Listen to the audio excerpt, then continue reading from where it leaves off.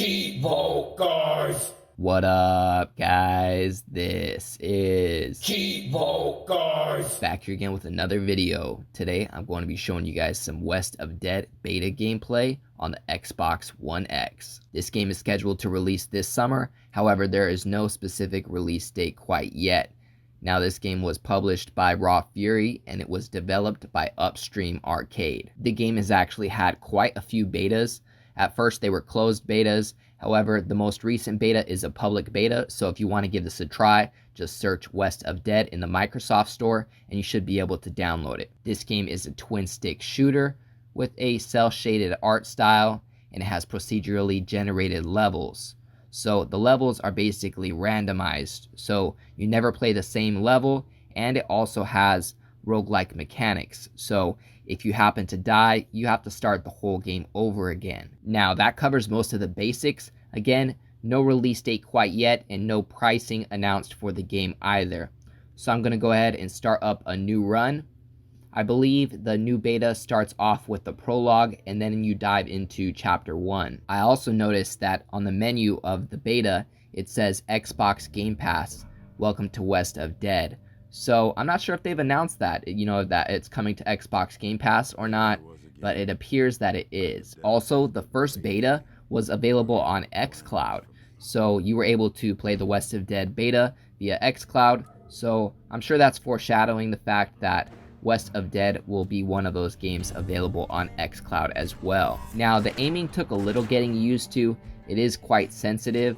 Now, basically what we're going to be doing is we're going to be shooting our way and dodging our way through all of these procedurally generated levels. As you enter new rooms, there's typically always a lantern in that room, and you have to clear all of the enemies in that room to be able to proceed. It really helps if you turn on the lantern right when you enter the room, because then it stuns the enemies and you can get a head start on killing them. Not only that, but typically when you walk into a new area, it's really dark. So lighting up the lantern lights up the area and stuns your enemies. Now, your weapons do reload automatically. There's no reload button. Reloading is faster when you're taking cover, and if you roll, it resets your reload. So you want to make sure that you're done reloading before you roll or dodge. You can also take cover. It's really easy to take cover. There's no button to do so. You simply walk up to an area like a coffin or a block or something like that, and once you walk up to it, you're going to take cover behind it. Now, ultimately, this game is going to come down to patience, because if you're patient, you can take cover and you can, wait till they're reloading and then you can shoot them. However, if you're just trying to blast your way through quickly, you might not last long. And that might not be a good idea because, again, this is a roguelike game, and if you die, you have to start over at the beginning. Now, as you're making your way through these random levels, you will find potions. They're like these green little potions like that. They're glowing. However, you won't be able to pick one up for later use. You can only use it at that moment. And like right now, I tried picking it up. However, my health is full, so I wasn't able to take that potion. I also want to point out that whatever you're taking cover behind does take damage. And if you're taking cover, that cover is going to be taking those bullets for you, and eventually it will break.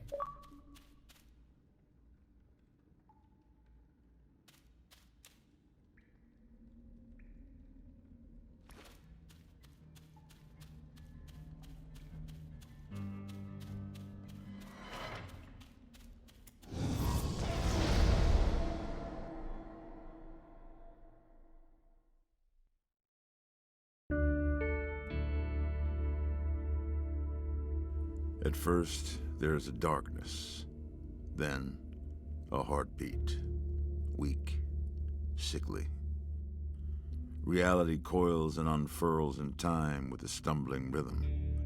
Corridors, doorways, and dust are shattered, twisted, and rearranged. Somehow I know there is something terribly wrong. This is not how death is supposed to be, and I wake. Now, I'm sure you guys noticed that voice sounds very, very familiar. That's because that is the voice of Ron Perlman, the actor that played Hellboy in Hellboy 1 and Hellboy 2. Not the most recent Hellboy that was released, but the pair of movies that was released in the early 2000s. And I'd say the second biggest thing that people probably know him from is the show Sons of Anarchy. In that show, he plays the character Clay. Anyhow, alright guys, so as we play, we're going to get opportunities to upgrade our character. We will also get opportunities to pick up more advanced weapons. And before I advance, let's go ahead and talk to this bartender right here. This one doesn't have a voice actor, so I'll read it. Welcome to Purgatory, friend. Where are you headed? Heck, I guess it don't make a bee no difference now. Not a soul been able to pass east or west since that preacher arrived. Place is filling up with all kind of undesirables. Ain't safe out there no more. May as well stay and drink a finger or two until someone puts things right. Though there ain't no telling when that'll be. Okay, bartender, you must not know who I am. I'm the motherfucking Ghost Rider. Nah, but for real though, this guy does look like Ghost Rider. As far as I know, this character, the character you play in this game, does not have a name. He's just a hybrid Ghost Rider, Clint Eastwood, Raw Perlman, skeleton looking dude. But I gotta admit, he's pretty badass. The game has some really good music, and it definitely has top-notch voice acting. Okay, so these are the upgrade stations. You can press X to grow, and we're going to have 3 different upgrade categories. We're going to be able to upgrade our toughness, which affects our health and melee damage.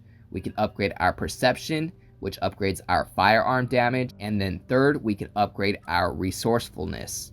That affects our ability damage and our recharge speed. Eventually, I'll upgrade all 3, but for now, I upgraded the perception because that's going to increase my firearm damage. And ultimately, I feel that's what's the most important right now, is killing the enemies quickly and easily. Man, I am really digging the art style of this game. Mad respects to the artists that put this together. It definitely feels comic book like, and I'm really digging the cel shaded art style. The only thing is that the first level, I gotta admit, seems a little bland. I hope that when the game officially launches, that it mixes up a variety of level settings, you know, because ultimately when you die you start the game all over. So I just don't want to play this specific level style over and over again before I see, you know, a new type of level or a new level setting, because, you know, playing over and over again in this mine looking cave, you know, might get a little redundant. I mean, it's really beautiful at first, but again, ultimately you're going to be playing a lot of runs in this game, and you're going to be playing it over and over again.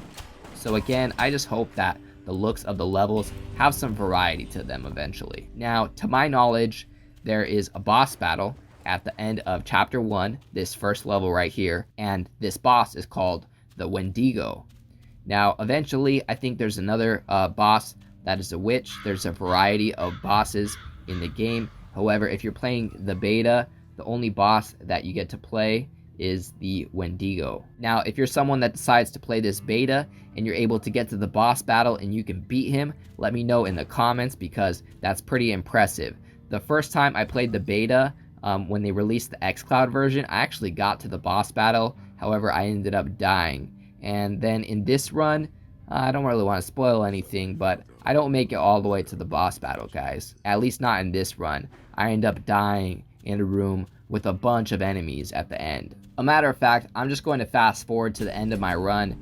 My run was about 20 minutes long, so this is about 18 minutes into my run. This is how I ended up dying at the end. Now, as you can see, the style of the level did eventually change up. About 15 minutes into the beta, I got out of that brown-like cave. Now, in this run, I'm pretty sure I ended up dying like right before I got to the boss. However, I think I still have footage of the first time I faced the boss in the previous beta, so I'll put that footage at the end of this video if you guys are interested in seeing what the boss looks like. On the back of my neck, but I can tell things. But yeah, guys, this is where I ended up losing in my most recent run. They introduced this enemy that has like this rage. He has like these Wolverine claws, And yeah, he chases you down, pounces on you, and totally messes you up quick. And meanwhile, you have some enemies shooting at you, and then you have some zombie-like enemies, that are walking at you slowly, but once they get next to you, they do a lot of damage. And then you also have these dog-like zombies, so, there's a variety of enemies in this game. They do a good job of mixing it up. And as you can see, sadly, I would have to start the game all over again, because again, this is a roguelike game. Alright guys, if you tuned into this video all the way up until this point, I'm going to make it worth it for you guys, and I'm going to show you some footage of this boss battle with the Wendigo. Now, unfortunately, he messed me up pretty quickly, and I didn't get a chance to complete the beta. However, I did get really close in this first run. I'd probably have to play the boss a couple times to learn his patterns and things like that, because in this run, I tried to, stun him with the lanterns. That didn't seem to work, and then I tried taking cover, and he would charge at me and completely destroy my cover. This boss was definitely intimidating and looked super badass. I really was digging the style of all of the enemies in this game. The game overall just really has a good aesthetic to it. Nobody knows what happened when you die. If they did, maybe they'd be in less of a hurry to get here. But yeah guys, that about wraps up my preview and gameplay of West of Dead. As always, I appreciate you guys tuning in. If you enjoyed this video, please leave a comment and don't forget to like and subscribe.